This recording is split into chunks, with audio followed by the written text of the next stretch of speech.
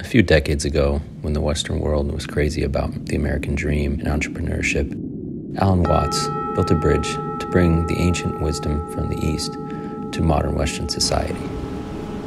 He said once about the nature of life. It goes like this. The existence, the physical universe is basically playful. There is no necessity for it whatsoever.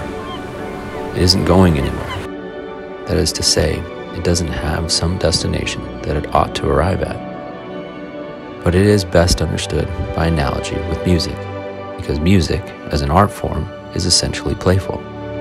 We say, you play the piano, you don't work the piano. Why? Music differs from, say, travel. When you travel, you're trying to get somewhere. In music, though, one doesn't make the end of the composition the point of the composition. If that were so, the best conductors would be those who played fastest. And there would be composers who only wrote finales. People would go to a concert just to hear one crackling chord, because that's the end. Same way with dancing. You don't aim at a particular spot in the room, because that's where you've arrived. The whole point of the dancing is the dance.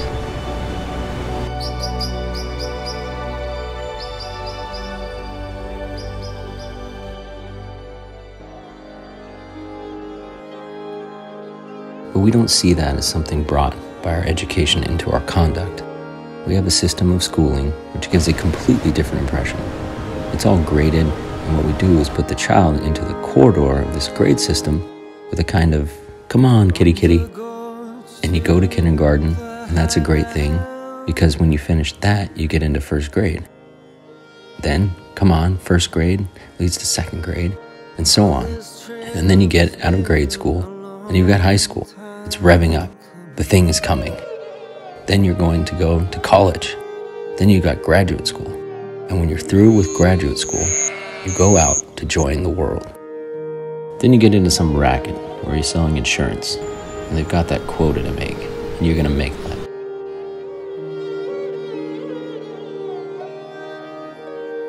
And all the time, that thing is coming.